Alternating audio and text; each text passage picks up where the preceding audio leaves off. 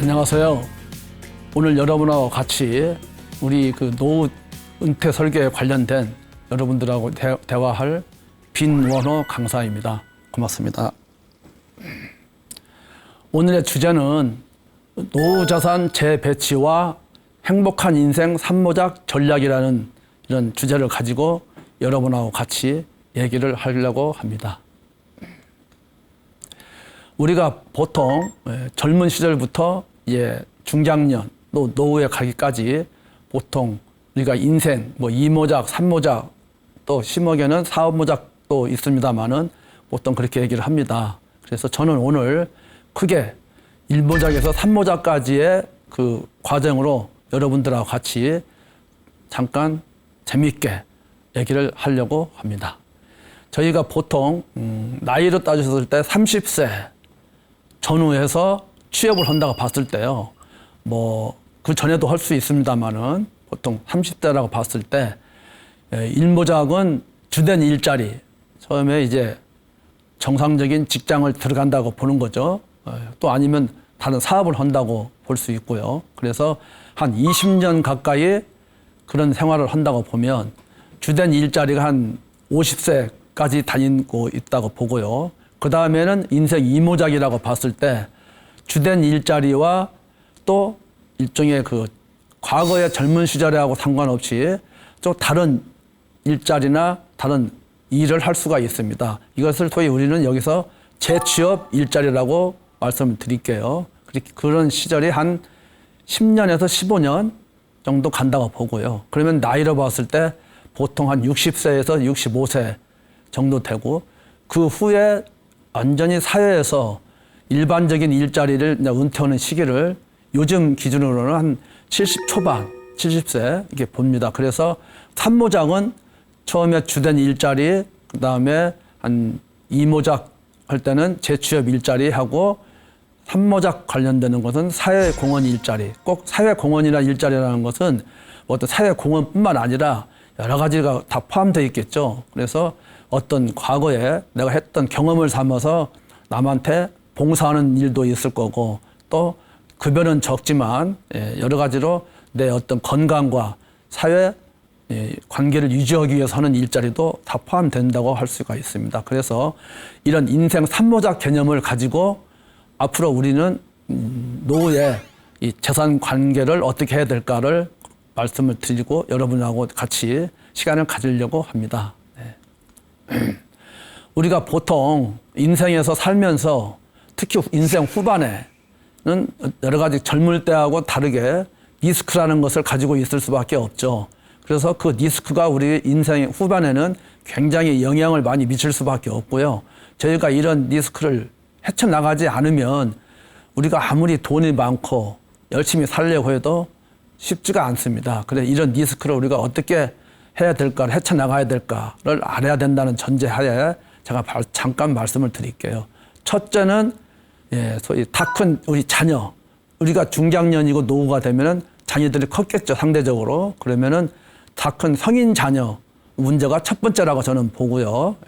두 번째는 금융 사기 관련된, 그러니까 돈하고 관련된 애들 보증을 잘못 썼다, 아니면은 내가 누구한테 직접 사기를 당했다, 또 그 외에 금융에 관련된 예금을 잘못 들었다, 예를 들어서 비보장 상품을 가입을 해가지고 손해를 많이 봤다, 여러 가지 그런 것들을 다 합했을 때 금융 사기에 대한 문제가 있다는 거하고, 그 다음에 당연히 나이가 들면 생기는 질병, 그것도 중대 질병 같은 걸 말하는 거죠. 암이나 뇌질환, 여러 가지 심정지 같은 이런 큰 병이 생길 수가 있죠. 이런 것들.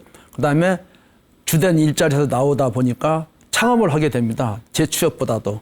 창업을 했는데 여러 가지 이유로 실패를 하는 경우도 많이 생기죠. 그러면 거기서 오는 정신적, 육체적, 또 금전적 이런 힘든 과정을 겪을 수밖에 없고요.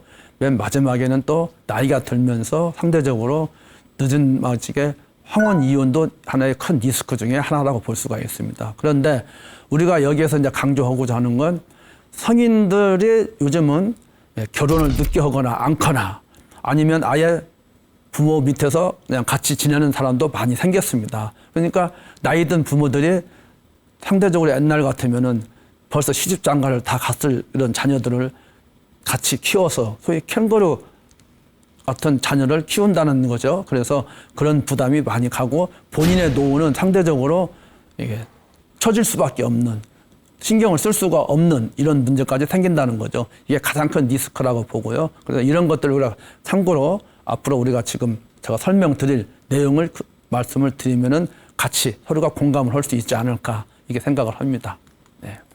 자, 그러면 우리가 이제 인생 삼모작을 하면서 내 재산 관계, 그다음에 내 노후의 재무 문제를 어떻게 해야 될까를 하기 전에 가장 중요한 것은 현재 내가 은퇴하는 시점에서 내 재산이 얼마가 있었고 앞으로는 재산을 어떻게 내가 해야지 될까를 관리를 해야 될까를 기준을 정하는 한 시점이 필요합니다. 그래서 내 재산을 점검하는 것이 첫 번째라고 저는 봅니다. 네. 자, 그러면 내가 은퇴를 만약에 직장 생활을 이렇게 하는데 내가 앞으로 공무원이나 일반 선생님 같은 경우는 60세 정도 퇴직을 하죠. 그러면은 한 55 정도, 한 4, 5년 전부터는 내 은퇴 후에를 준비를 해야 되고 또 일반 직장인들 같으면 좀 더 빨리 할 수밖에 없죠.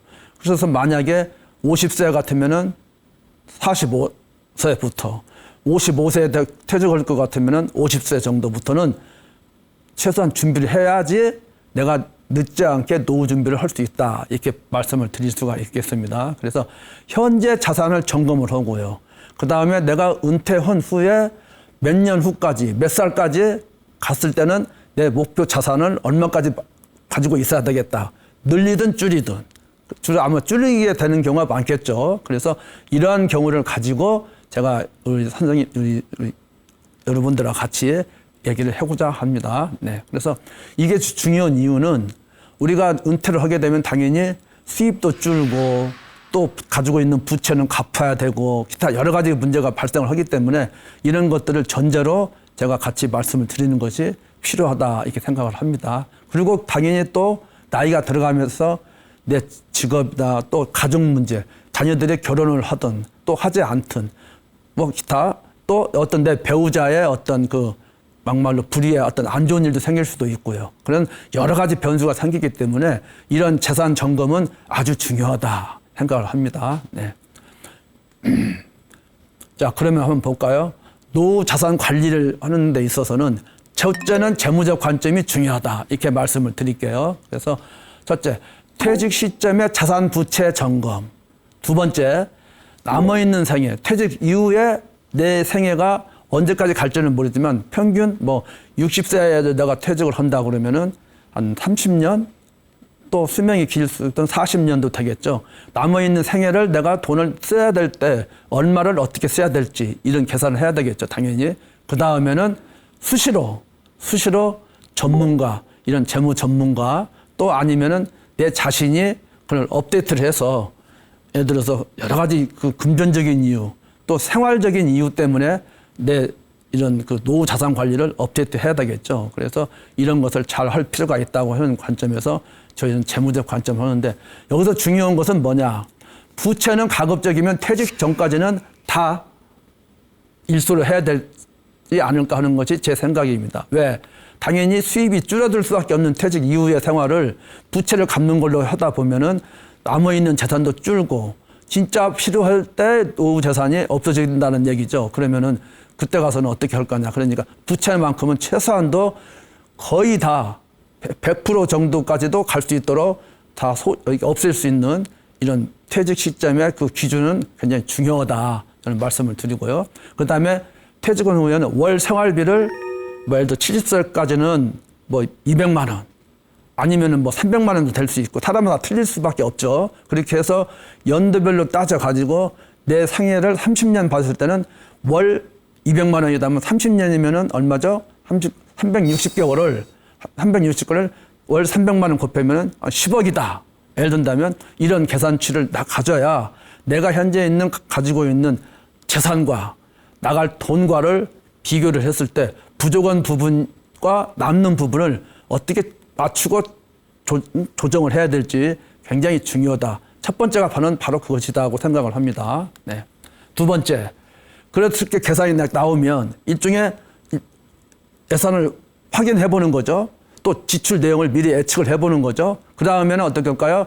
현재 내가 가지고 있는 재산을 거기에 맞춰야 되겠죠. 그러면 맞추려면 어떻게 합니까? 재산을 재배치를 해야 됩니다.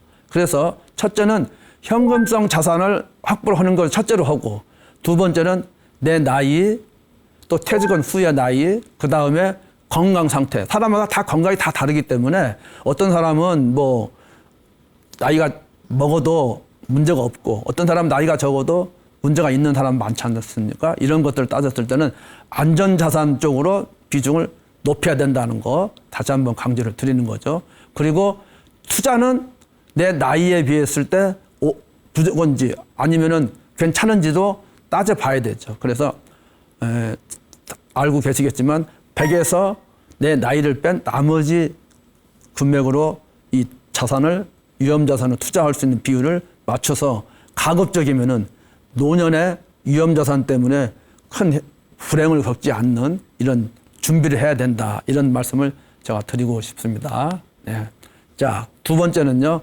우리가 과거에는 정부에서 우리나라 경제가 커지기 전에는 사실 연금 같은 것을 신경 쓸 겨를이 없었어요. 그런데 우리나라도 자꾸 규모가 커지고 또 이제 사람들도 잘 살게 되고 인구도 고령화되면서 연금 제도가 자꾸 개선이 되고 더 좋아졌지 않습니까? 그래서 요즘은 아시겠지만 퇴직금도 금액이 얼마 이상까지는 다 무조건 IRP로 돈을 줘야 되는, 이렇게 통장을 만들어서 넣게 되는, 그러니까 일시불이 아닌 연금 개념으로 해서 노후에 국민들이 먹고 사는데 지장이 최소한 없게끔 하는 것이 정부의 방침이기도 하고요.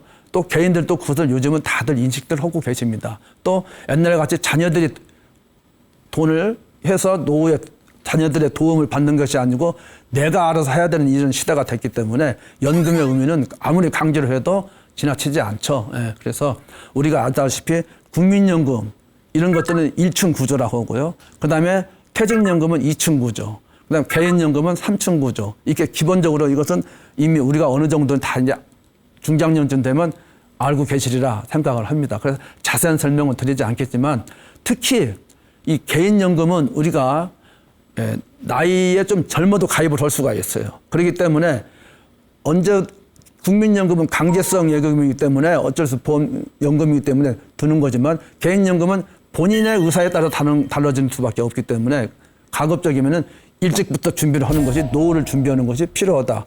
적은 금액이라도 개인연금은 가입을 하는 것이 좋다. 분명히 이렇게 말씀을 드리고요. 그 후에 주택연금, 농지연금은 이제 나이가 들었을 때 집으로 내가 노후를 대책을 만드는 이런 구조라고 이해해 주시면 될 것 같습니다.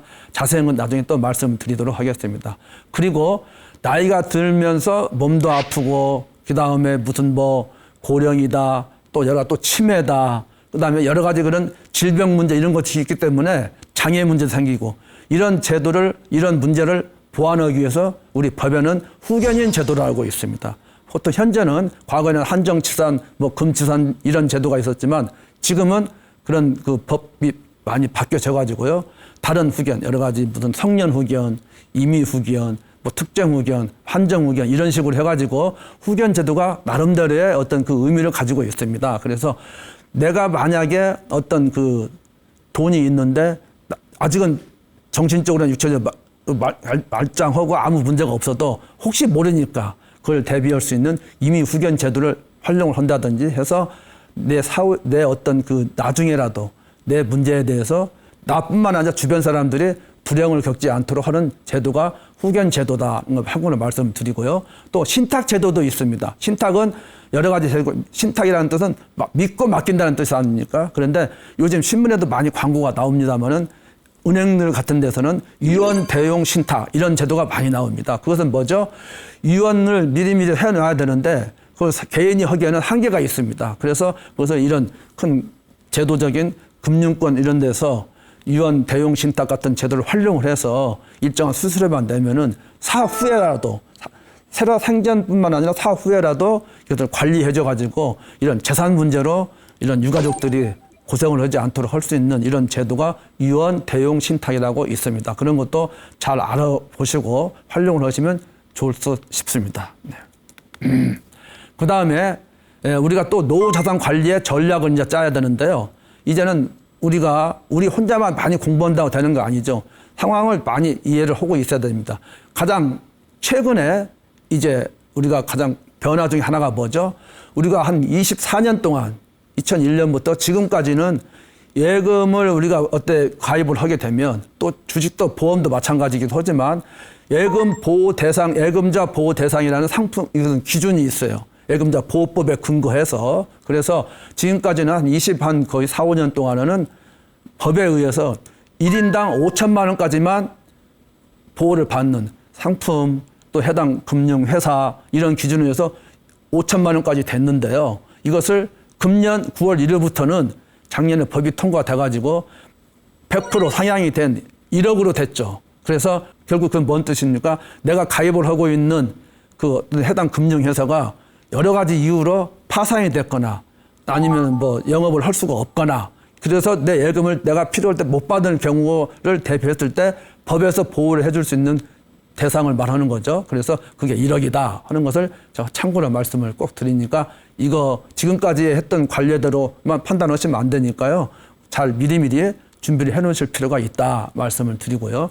그 다음에 요즘에 IT 기술이 너무너무 속도가 빠르고 또 편리하게 많이 발달해서 요즘은 은행을 가지 않고도 집에서 또 심지어는 길거리에서도 얼마든지 핸드폰으로 예금 거래를 할 수가 있어요. 그리고 사실은 아시겠지만은 요즘은 그 은행에 가서 예금하는 것보다는 집에서 예금을 가입을 하는 것이 이자도 더 높게 주는 데도 많습니다. 이자도 높게 주는 그런 혜택 같은 것도 받아야 되기 때문에도 디지털 금융에 우리가 익숙하지 않으면 안 되게 돼 있어요. 그리고 그 이외에 여러 가지 우리가 디지털 금융을 모르면은 그만큼 뒤처질 수밖에 없는 이런 상황이기 때문에 우리가 나이가 들어도 꼭 그것은 우리가 공부를 해서 계속 쫓아가서 열심히 배워야 되지 않겠나 하는 것을 다시 한번 꼭 강조를 드리고 저부터도 그렇게 배우려고 노력을 하고 있습니다.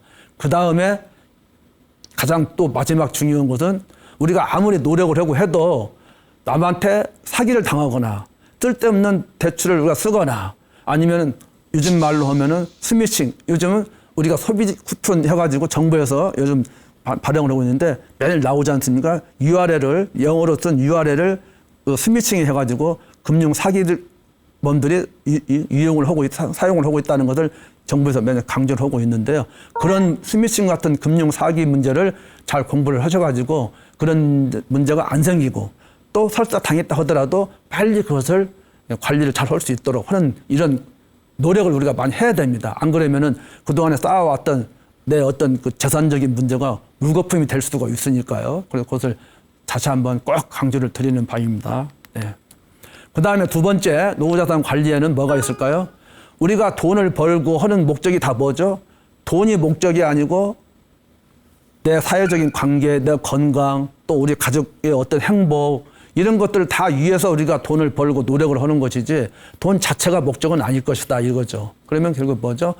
돈도 중요하지만은 내가 가능한 한 늦게까지 일을 할 수 있는 마음가짐과 체력 또 어떤 관계 이런 것이 전혀 중요하다고 다시 한번 강조를 드리겠습니다. 우리가 이것은 알지만은 내 나이에 아니면 더 이상 내가 뭐 돈도 많이 벌었는데 무슨 일이야 그냥 좀 쉬고 놀지 이럴 수는 있습니다. 이것이 처음에는 괜찮을지 몰라도 지나가다 보면은 사회적 관계가 떨어지고 내 삶의 의미가 그만큼 부족해지고 또 건강도 상대적으로 나빠지고 이런 문제가 발생할 수밖에 없는 거죠. 그러다 보니까 우리가 일거리라는 것이 꼭 무슨 돈을 버는 것보다도 조그마한 돈을 벌더라도 그런 것들이 꼭 필요하다. 그래서 일거리는 꼭 확보를 해야 된다. 꼭 어디 직장에 들어가서 일만 하는 것이 전부가 아니고 조그마한 주변에서 내가 할 수 있는 일도 굉장히 의미가 있다는 것을 반드시 꼭 강조를 드리겠습니다. 이것이 바로 우리가 노후에 꼭 가져야 될 길 중에 하나다. 저는 그것을 꼭 강조를 드릴게요. 그 다음에 자녀 리스크. 아까도 잠깐 말씀드렸습니다만은 자녀라고 하는 것은 나이를 불문하고 부모로서는 언제까지나 보살펴줘야 되는 존재로 생각할 수밖에 없어요. 그런데 성인이 돼서도 내가 또 나이가 들었는데도 그 자녀를 위해서 내가 돈뿐만 아니라 여러 가지 신경을 쓴다는 건 어떻게 보면 참 불행한 일 중에 하나라고 할 수 있습니다. 그리고 내 노후에도 문제가 되고요. 그래서 그런 리스크를 대비해서 여러 가지 가정교육부터 또 자녀에 대한 관리도 잘 하셔서 자녀와 부모가 나중에 같이 행복할 수 있는 이런 것도 굉장히 중요하다. 이런 것도 말씀을 드리고요. 또 하나는 내가 나이가 들수록 할 수 있는 일이 봉사활동 또 취미활동 이런 걸 통해서 내 자존감을 유지하고 젊은 시절 같지는 않겠지만은 나이가 들면서 자꾸 유축되는 내 인생을 자존감을 벗어나가지고 유지하면서 삶의 활력도 갖출 수 있는 이런 것들이 노후 자산 관리의 하나의 두 번째 전략이다. 저는 그렇게 생각하거든요. 어떻게 보면은 반반이죠. 재무적 관계하고 비재무적 관계가 균형을 잡아야 내 남아있는 노후가 행복하지 않겠나 하는 것이 제 분명히 전달하고자 하는 큰 요지라고 말씀을 드리겠습니다. 예. 자, 그 다음에 우리가 그동안에 돈을 열심히 벌어가지고 가지고 있는 돈이 있어요. 뭐 부동산도 있고 뭐 여러 가지 있겠죠. 뭐 금융자산도 주로 있고 또 다른 것도 있을 수 있는데 그러면 어떻게 해야 될까요? 생활을 리모델링해서 자녀들이 이제 시집 장가도 가고 결혼도 하고 그 부부밖에 없어. 기타 그러면은 굳이 과거처럼 큰 집이 필요가 없고 또 들어가는 돈도 줄여야 될 필요도 있고 하기 때문에 주택 규모를 줄인다. 또 필요 없는 자산, 뭐 우리가 가지고 있는 젊을 때는 필요하지만 나이 들어서는 뭐 어떻게 보면 단순해야 되는데 불필요한 것들은 처분도 하고 해서 그런 것들 현금으로 만들고 가지고 있을 필요가 있다. 그리고 현재 우리나라는 과거서부터 가장 문제점 중에 하나가 부동산의 비중이 너무 크다는 거죠. 자산 중에서 차지하는 비중이. 외국은 그렇지 않은데 선진국은 안 그런데 우리나라는 특히 그게 높지 않습니까?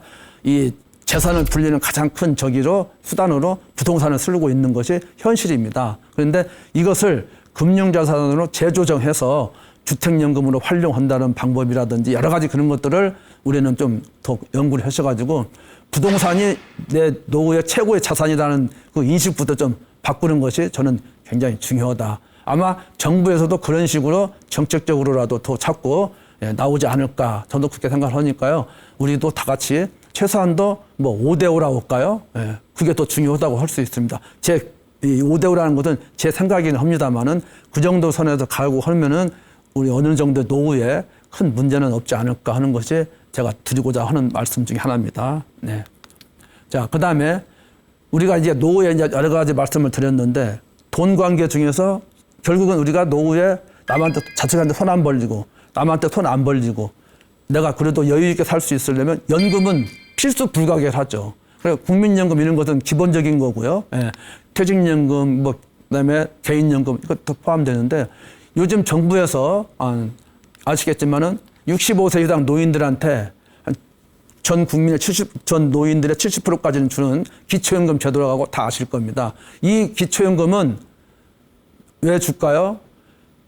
나이 든 어르신들한테 노후소득을 줘가지고 기초생활을 보장하고 최소한도 웃음과 존엄을 나이 듦의 어떤 존엄을 회복시켜주기 위한 정부의 정책의 어떤 기본이다 하는 것으로 또 이해해 주시면 될 것 같습니다. 예. 돈이 있어서 안 받고 뭐 돈이 없어도 받고 이런 것은 아니다. 이렇게 생각해 주시면 될 것 같고요. 그래서 꼭 그것이 어떤 돈뿐만 아니라 내가 젊었을 때 고생했던 것을 정부가 나라에서 알아준다는 이것도 굉장히 의미가 있을 거 아닙니까? 그래서 이런 차원에서 기초연금의 의미를 잘 이해해 주시면 될 것 같고요. 아시겠지만 기초연금은 65세 이상 인구면은 우리나라 국민이면 받을 수가 있습니다. 그래서 기본적으로 단독 부부가 아닌 혼자 사는 분은 월 228만 원, 그다음에 부부는 364만 8천 원 이하인 매년 기준이 소득 인정액이 정해지는데 소득과 재산을 환산을 해서 그 금액으로 봤을 때 단독은 228만 원, 부부는 365만 원 정도를 이하로 받는 분들에 한해서 그리고 예를 들어서 여러 가지 장애 연금이라든지 무슨 이런 것들을 받거나 안 받는 것을 감안했을 때 조정했을 때 받는 금액인데요. 현재는 올해는 총 34만 2천 원이 현재 최고 상한선으로 돼 있는데 매년 조금씩 이렇게 올라가지 않습니까? 물가 상승률을 감안했을 때. 그래서 이 돈 또한 굉장히 우리 65세 이상 노인분들한테는 큰 돈이 되지 않을까 하는 것도 제 생각이기도 하고 실제로 주변에서 그렇게 생각을 하고 있어서 정부의 그런 복지 정책은 아주 저는 잘 하고 있다고 생각이 됩니다. 네. 자, 기초연금 산정은 뭐 다 아시겠지만 한 달 전에 신청을 하셨으면 현재는 신청을 하셔야 됩니다. 앞으로는 자동으로 할지 모르지만 아직까지는 본인이 신청을 하셔서 주민센터나 국민연금공단에 이게 신청을 하시면은 돈이 본인의 만으로 따졌을 때 65세 이상 해당되는 그 월에 65세 달에 월에 돈이 나오는 걸로 이게 돼 있으니까요. 혹시라도 이런 것을 빠뜨리지 않도록 부탁을 좀 드리겠습니다. 네. 자, 국민연금은 뭐 우리가 전 국민의 그 연금이라고 볼 수가 있죠. 그래서 가장 보편적이고 그런데 여러 가지 좀 국민연금에 대해서 얘기도 좀 있습니다. 그것은 뭐 기금의 문제라든지 또 이렇게 운영의 문제라든지 이렇게 많이 나와 있는데요. 그런 여러 가지 그런 정책적인 것은 별개로 하더라도 큰 기본을 알고 계셔야 될 거예요. 우리가 보통 받는 국민연금은 노령연금이라고 보통 하고요. 예. 뭐 지금은 올해는 63세 이상부터 기본적으로 받는 거고요. 예, 얼마 전까지만 해도 60세 이상이 받았죠. 예, 받았는데 이제 1년씩 받는 수령 연수를 올려가지고 그래서 내명년 되면 65세 이상부터 이제 받는 걸로 돼 있습니다. 현재. 그리고 장애연금, 국민연금 하시다가 장애가 생기신 분들한테는 저는 장애연금이 있고요. 유족연금은 노령연금을 받으시다가 받으신 분이 사망을 하셨을 때 그 남아있는 유가족한테 드리는 돈이 있습니다. 그래서 그 유족연금인데 여러 가지 그 기간에 따라서 같은 같이 살았던 기간에 따라서 40%에서 60% 정도로 이렇게 기준을 둬 가지고 유족연금을 현재는 주는 제도로 되어 있습니다. 그러니까 이런 것도 참고로 알고 계실 필요가 있다 말씀을 드릴게요. 네. 자, 국민연금은 이렇게 우리가 받고 있는데요. 현재는 우리가 돈을 빨리 받을 수도 있고 늦게 받을 수도 있어요. 나는 국민연금을 내 63세까지 나는 못 기다리겠다. 65세까지 못 기다리겠다. 그럼 어떻게 될까요? 최대 5년까지는 내가 먼저 받을 수가 있어요. 내 돈이 나는 지금 쓸 돈이 많고 놀고 있고 돈이 많이 부족하다. 쓸 돈이. 그러면 어떻게 할까요? 이것은 1년에 6%씩을 줄여서 나중에 못 받는 기준으로 됐는데 5년까지. 그러니까 총 30%까지 내가 돈을 못 받는 전제로 했을 때 미리 돈을 받을 수 있는 것이 조기 수령이라고 합니다. 예. 그리고 연기 수령은 반대로 돈을 내가 미리 받지 않고 늦게 받는 거죠. 내가 63세에 받는 것을 68세까지 내가 늘려서 연기해서 그때부터 받을 수 있다는 뜻이죠. 그러면은 연 7.2%, 총 5년이면 36%가 되겠죠.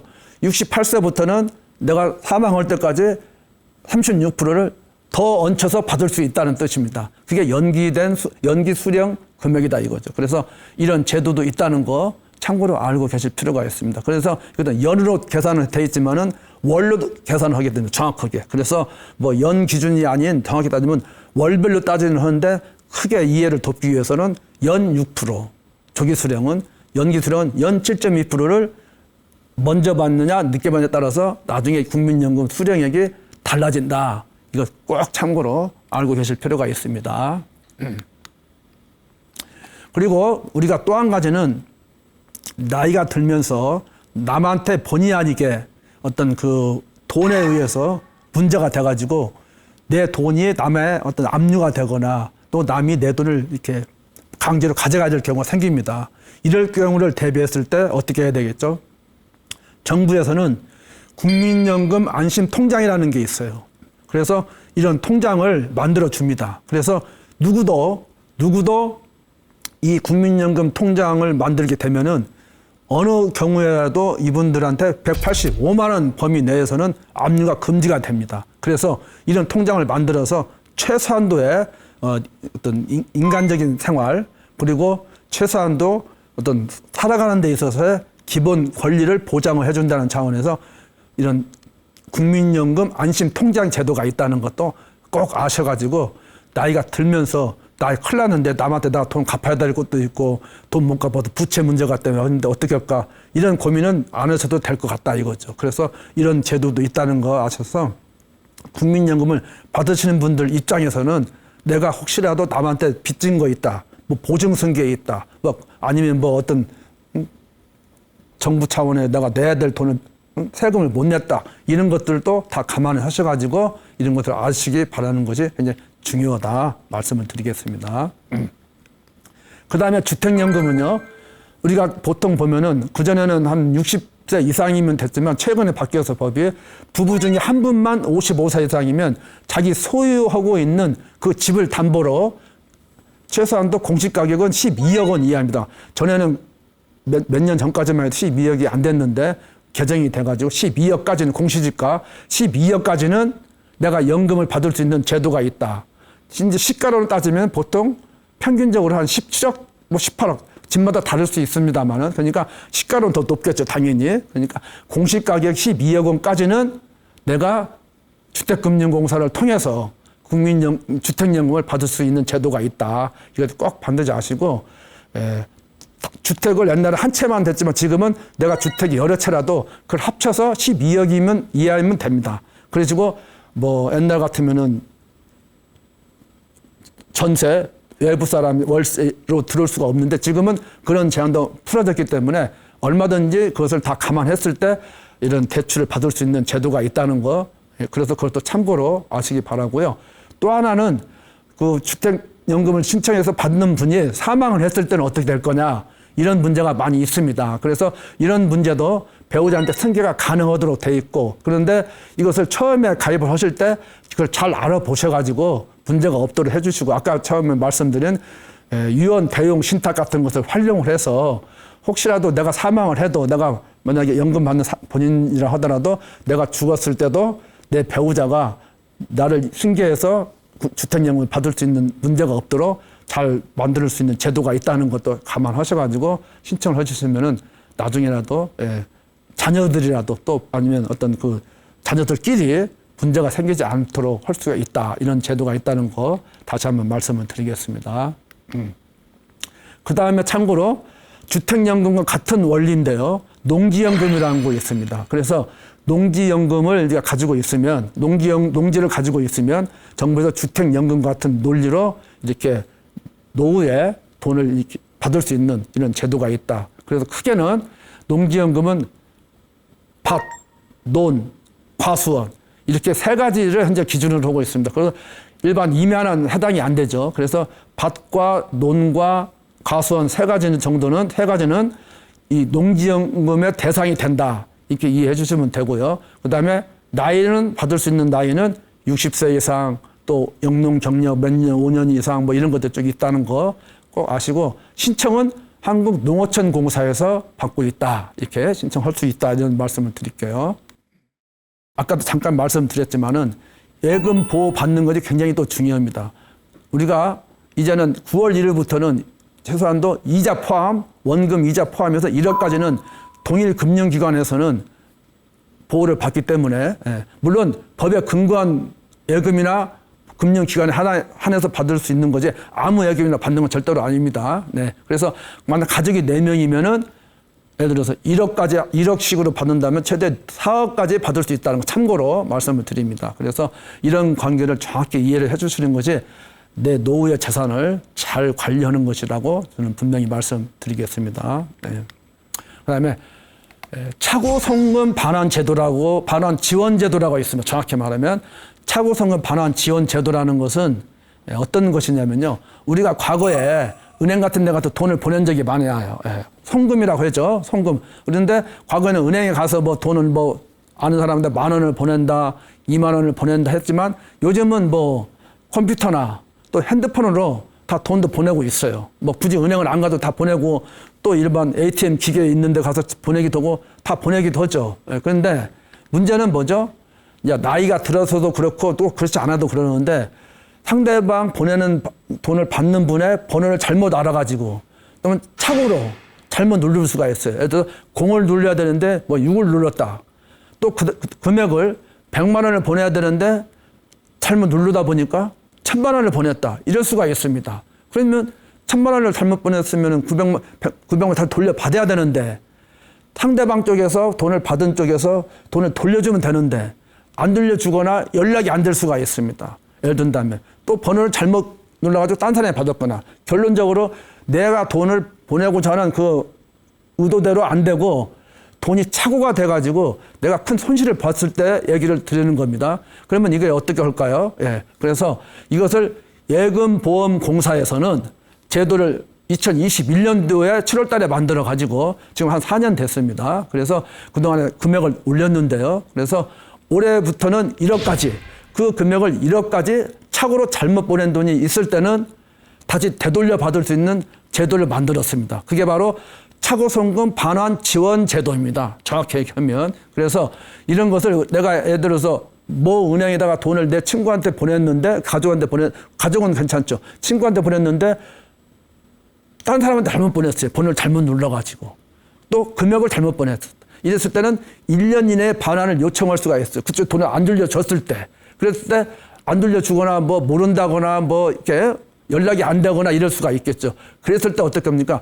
정상적인 돈을 보내고 정상적으로 돈을 못 받았을 때, 한했을 때 내가 어떻게 합니까? 예금보험공사에 지원을 하고, 아니, 신청을 하고 요청을 하면은 예금보험공사에서는 이 절차에 따라서 움직이는데 그 전에 저한테 돈을 예를 들어 다시 돌려줍니다. 제가 못 받은 돈을. 그러니까 우리 그 지금 우리 듣고 계시는 우리 선생님들도 마찬가지입니다. 혹시라도 주변에 본인뿐만 주변에 그런 분들이 계시면은 이런 제도가 있다는 것을 잘 말씀을 드려가지고 우리 국민들이 어떤 그 선량한 국민들이 피해를 보지 않고 보호를 받을 수 있도록 정부가 정책적으로 이런 제도를 만들었다는 것도 같이 아시고 이런 것을 해주시면은 저희들이 그 예금보험공사에서 이 제도를 활용을 하는 데 있어서 크게 그 기여를 할 것이 아닌가 이렇게 생각을 합니다. 이것도 저희 노후에는